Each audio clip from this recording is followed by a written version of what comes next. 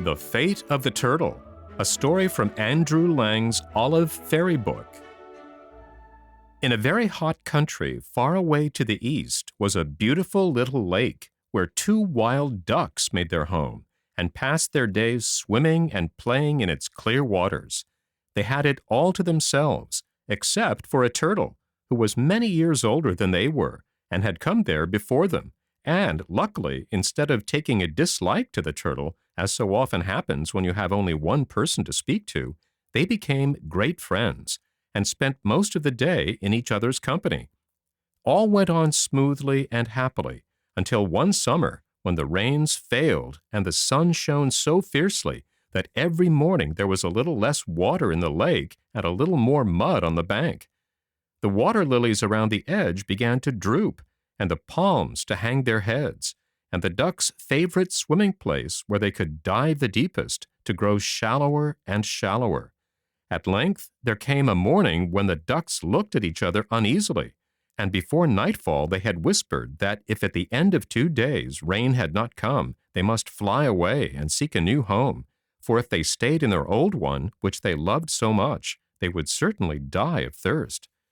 Earnestly they watched the sky for many hours before they tucked their heads under their wings and fell asleep from sheer weariness, but not the tiniest cloud was to be seen covering the stars that shone so big and brilliant and hung so low in the heavens that you felt as if you could touch them.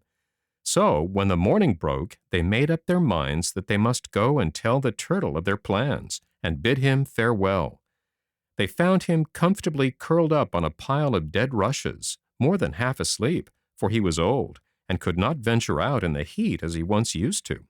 "Ah, here you are!" he cried. "I began to wonder if I was ever going to see you again, for somehow, though the lake has grown smaller, I seem to have grown weaker, and it is lonely spending all day and night by oneself." "Oh, my friend," answered the elder of the two ducks, "if you have suffered, we have suffered also.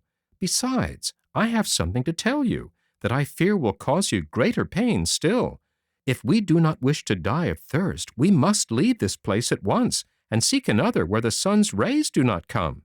My heart bleeds to say this, for there is nothing else in the world which would have induced us to separate from you." The turtle was so astonished, as well as so distressed at the duck's speech, that for a moment he could find no words to reply. But when he had forced back his tears, he said in a shaky voice, "How can you think that I am able to live without you, when for so long you have been my only friends? If you leave me, death will speedily put an end to my grief." "Our sorrow is as great as yours," answered the other duck. "But what can we do? And remember that if we are not here to drink the water, there will be more for you. If it had not been for this terrible misfortune, be sure that nothing would have parted us from one whom we love so dearly." "My friends," replied the turtle, "water is as necessary to me as to you, and if death stares in your faces, it stares in mine also. But in the name of all the years we have passed together, do not, I beseech you, leave me to perish here alone. Wherever you may go, take me with you." There was a pause. The ducks felt wretched at the thought of abandoning their old comrade. Yet, at the same time, how could they grant his prayer?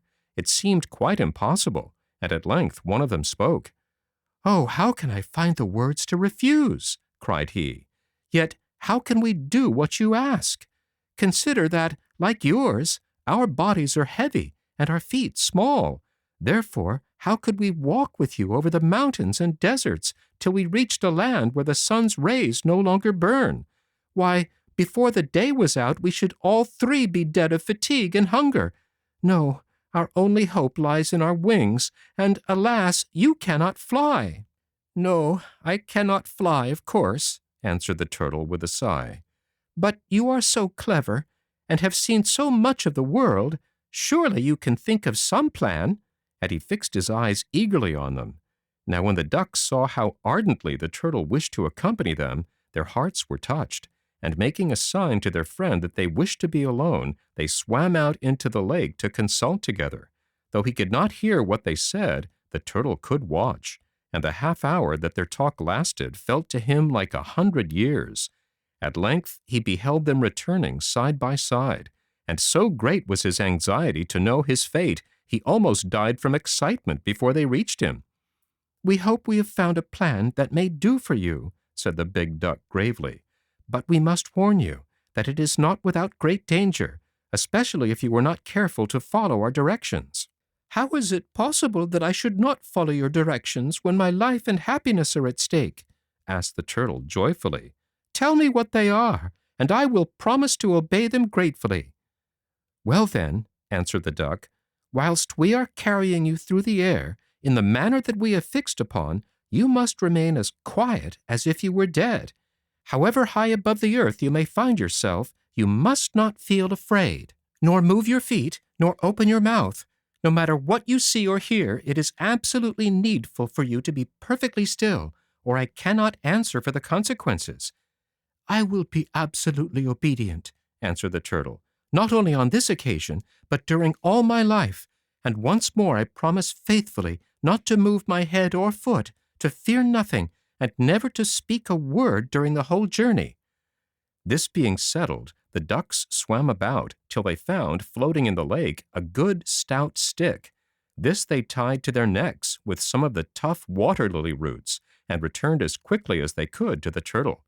"Now," said the elder duck, pushing the stick gently towards his friend, "take this stick firmly in your mouth, and do not let go till we have set you down on earth again."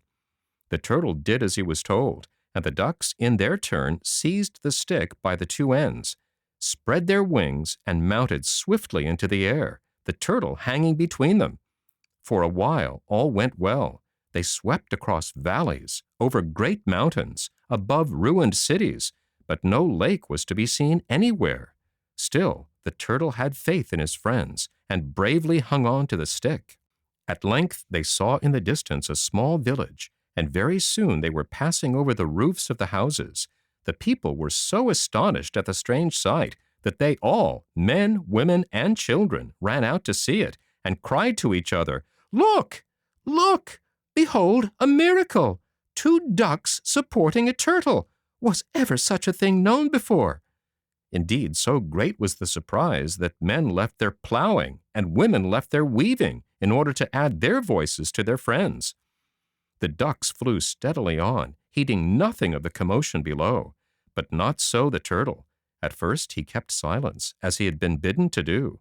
But at length the clamor below proved too much for him, and he began to think that everyone was envying him the power of traveling through the air. In an evil moment he forgot the promises he had made so solemnly, and opened his mouth to reply.